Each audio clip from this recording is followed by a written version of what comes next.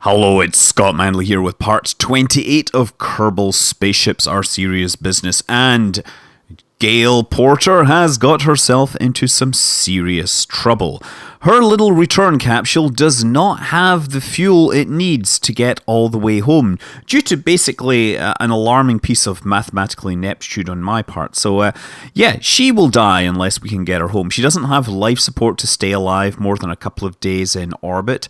Doesn't have the fuel. She can't get out and push because that would just be silly, and I wouldn't be surprised if Realism Overhaul has fixed that. No, that would just be a bad idea. She can't go back to the space station because the space station doesn't actually have any place to live. Sure, it has tons of life support, but there's no way for her to get that into her spacesuit. Because of the Kerbal construction time mod, we cannot send a spacecraft up to rescue her before she dies due to lack of food and life support and everything else. Now, what did I decide to do? Well, I realized that I wasn't leaving that space station particularly fast, and that might be sufficient to help me out. So, yeah, it has maybe a few hundred meters per second of delta V on it. This was station-keeping fuel, something that we would replenish when necessary. It does have a fully autonomous probe control body in it, and we are only, about 6 kilometers out. So I thought, let's try flying up to the spacecraft and giving it a little bit of a push. Now, this space station isn't really designed to be the active participant in a docking system. It only has engines to push it along in orbit. Its control, its rotation, is adjusted using control moment gyroscopes, or reaction wheels, depending upon how you talk about them. And because this is Realism Overhaul, we also have to deal with reaction wheels that get saturated. So, as I turn this thing, the amount of turning power I have available to me drops off. This was one of the most... this took well over an hour and a half for me to actually pull off, or to attempt. I can turn it to a specific direction, I can fire the engines, and my first task is just to get into the approximate region of where the space probe is. Gail is hiding out inside that, and first thing we want to do is get in front of her and then cancel out all our velocity, and that is going to take very, very, very careful operation here. So I didn't bother renaming any of these spacecraft, incidentally. We still have them called Station Core 2 and Station Core Probe. I brought up the rendezvous planner. It's not actually that useful in this case because, of course, it's designed to calculate just a rendezvous rather than a rendezvous in, say, the prograde position or anything. But it does tell me my closest approach. My closest approach right now is, well, it was 60, now it's just under 20 meters, but every time I turn and move this, that tends to wander just due to precision issues with the system. Now, I don't think this is something that has ever been done in reality. This is clearly a very Kerbal situation. In real life, you would probably not want anything touching that heat shield, but then again, the alternative in this case is basically suffocating in space. So yeah, we've brought ourselves down behind it. Now, the next thing I want to do is adjust this spacecraft to hold attitude so that it's pointing in the direction we want to go. So at least I can eyeball this. I don't really have the instrumentation to do this manually, or to do this with any assistance. It's never been done in space, but it has actually been done as an aviation maneuver. This is something that I found out because somebody mentioned it in TV tropes. It's called Pardo's Push, and it's reference to a guy called John Pardo, who was with his wingman flying out over in some combat mission, and they're like, I think they were F-4 Phantoms. And his, teammate got some serious damage and wasn't going to be able to make it home. I don't think he had any functioning engines. So he got his teammate, his wingman or whatever, to lower the tail hook that was used for landing. And then he would fly his plane up and he pushed the other plane so that it got home. Or at least it didn't get home, it got out of enemy territory so that he could land or he could eject safely. I actually looked this up, and like, not only was his wingman basically without engines and gliding, the guy that was doing the pushing, he also had an engine fire in one of his engines and had to shut this down. So not only is he flying in this incredible tight formation and doing this incredibly fiddly pushing, because he's trying to push it with like the front of a jet plane, which doesn't generally have much place for a hook to find purchase. I think it was actually pushed up against his canopy because that was the only thing he could use as a reference point. It would like keep sliding off, and so he'd have to reposition and push it. I don't know, I think he pushed it like 100 miles into safe territory, and then they both ejected. And initially, the guy was actually reprimanded for doing such a stupid thing. But I think later on he actually was awarded a medal when they finally realized that he was a legitimate badass for pulling that off. Anyway, that was me filling time while I actually lined this thing up. Now we go in for the push. Oh yes. Space station pushing Gail Porter home. Yes, Gail is really appreciating this attention from behind. Just kidding, that's a really terrible, terrible joke. So, the next problem that I started to encounter is that trying to keep this thing working, the reaction jets were kind of needed to stop this thing wobbling off because I didn't have it quite on the center. And as the reaction jets fired to control it and keep it on the center, it caused the whole thing to oscillate, and the oscillation got bigger and bigger, and the reaction wheels got more and more saturated. Also, you'll note that I actually shut down 2 of the engines so that we were running on half the engine power, simply to reduce the amount of wobbling that we were experiencing. So, gave up and decided to cut the power, give it a little bit of another kick in the ass there, and now line up for another run at this very, very delicate maneuver. I mean, in case you hadn't guessed, this space station really isn't built for these kind of delicate maneuvers. All its rotation comes from very small reaction wheels because it was supposed to be a space station. I mean, it has sufficient thrust for this particular application, but it's just very, very hard to turn it, and that's because we have these tiny reaction wheels. Now, Kerbal Space Program, incidentally, it calls everything reaction wheels, but in space applications, there's actually 2 major classes of reaction wheels. There's reaction wheels, which tend to be found on things like telescopes, like the Hubble Space Telescope or Kepler.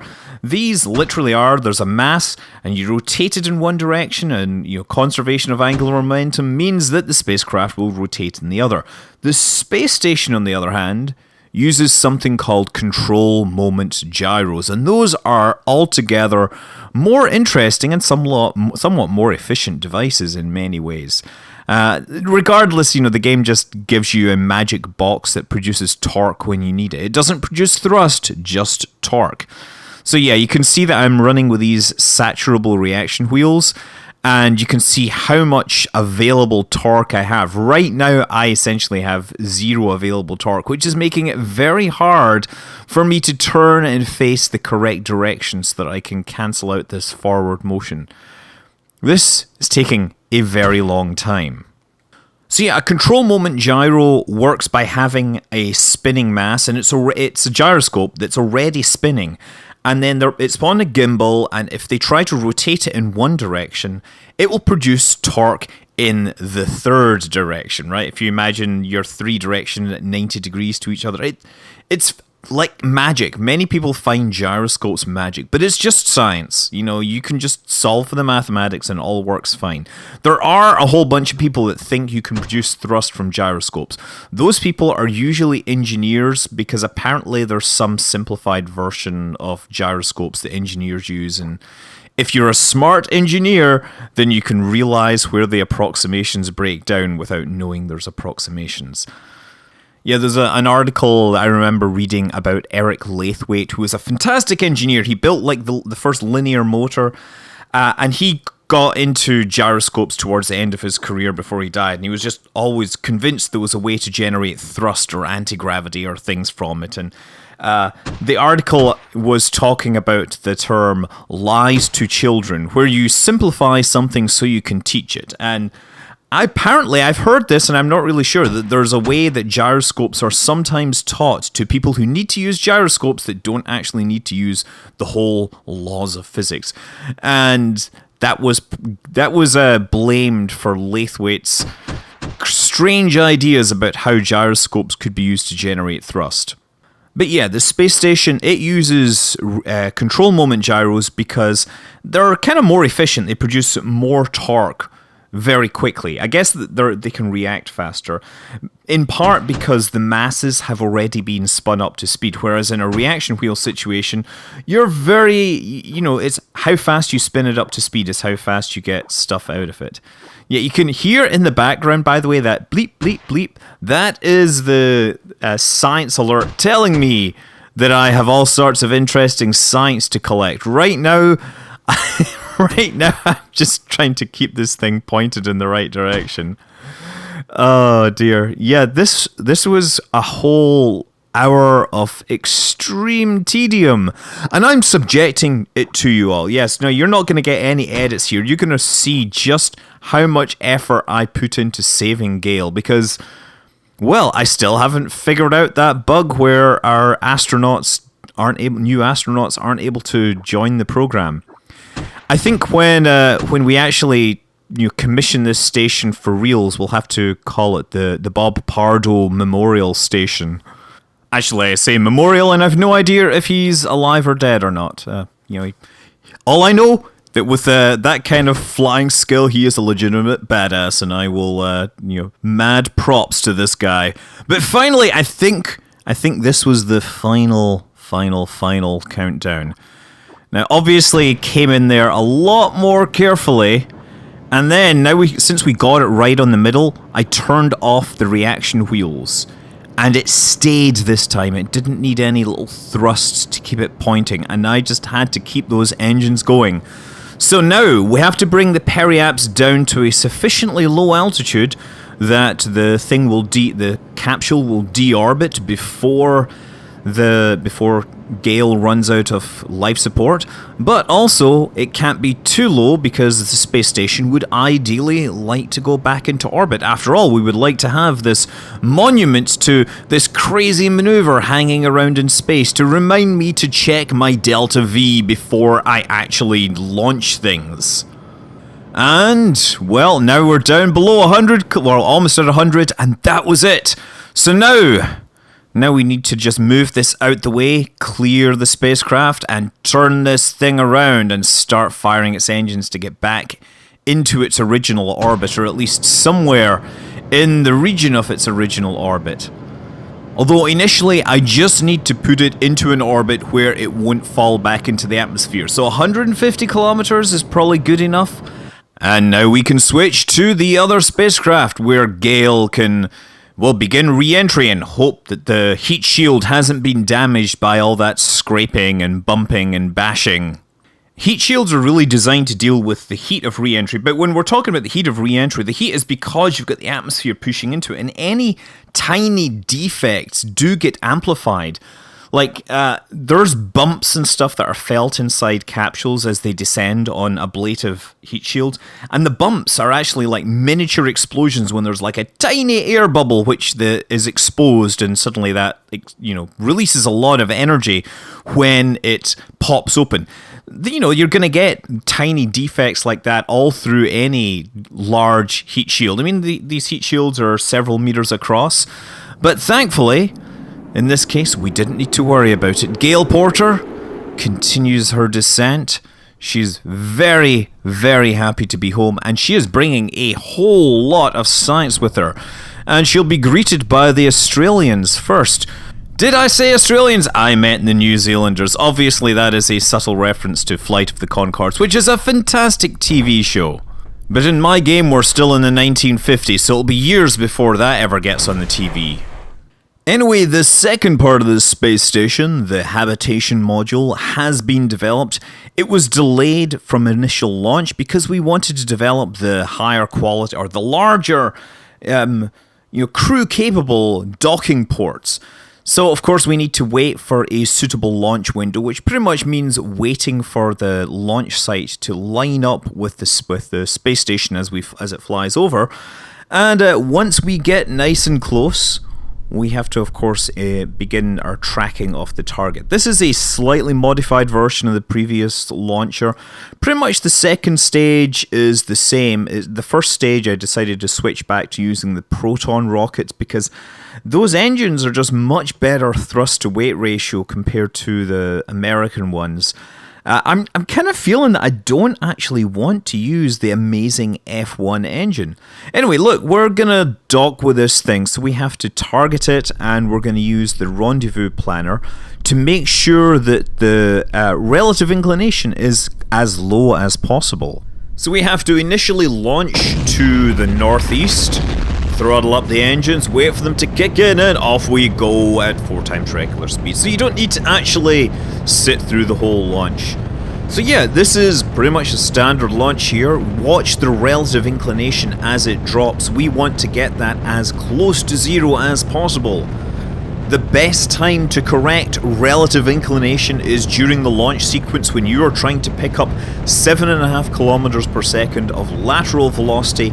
It's very easy to squeeze in a few hundred meters per second of lateral velocity into that, because when you're adding up velocities in space, or actually in general, under the laws of physics, it's a vector addition problem, right? And what that means is vectors are lines with directions. So the two lines might have directions that are at 90 degrees to each other. So when you add them together, the actual distance is more like a triangle. And then, of course, you can use Pythagoras' law. So just say we're getting 7 kilometers per second in one direction and we need 1 kilometer per second in the other direction, then the actual final velocity requirement is, 7 squared is 49, plus 1 squared, which is 1, so the square root of 50. So it's actually almost free to get that extra kilometer per second lateral velocity when you are launching and you need that huge amount of speed just to get into orbit. So that's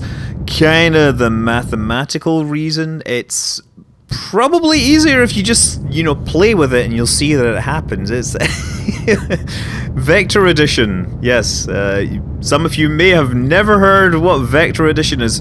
To some of you out there, vector may just be a character in Despicable Me who has magnitude and direction, as well as squid guns and other amazing concepts. So anyway, we had this, incidentally. Another thing I want to point out is you notice that we have the ship on the top of there. That return capsule is the old style without the Delta V, because I built both of these things one after the other and I never discovered the problem. So we will have to be careful we don't actually use that to return our crew, otherwise we could find ourselves in a little bit of trouble. Anyway, look, the main stage is gone, and our relative inclination is minuscule, which is fantastic. So now we're just circularizing our outer orbit, and we're now going to chase this around the planet several times. Now, the rule of thumb is when you're chasing something on a circular orbit, you basically look at the difference in the height of the orbits, or, if they're circular, and you multiply that by 7. So if I'm 1 kilometer below the target, then I will catch up roughly 7 kilometers per orbit. If I'm 100 kilometers below, I will catch up 700 kilometers per orbit. Easy. That's obviously 2 pi, which is just the difference in the distance, with a slight fudge factor for the difference in velocity that we're getting. I mean, what you basically do with that knowledge is, once you get within, if you're 100 kilometers below and you get within 700 kilometers, that's probably getting very close to the time that you want to actually plan your home and transfer to actually make that encounter. If the differences are very, very large, then that rule breaks down seriously, so don't rely on it. Rely on maneuver nodes. Maneuver nodes are your friend. They will help guide you and get you close to your target. I'm just circularizing the orbit again using these little engines here. We're carrying along that little capsule for no real reason because it's not going to help us once we're in orbit. Also worth noting that the rendezvous planner lists the rendezvous target as John Bob Pardo Station.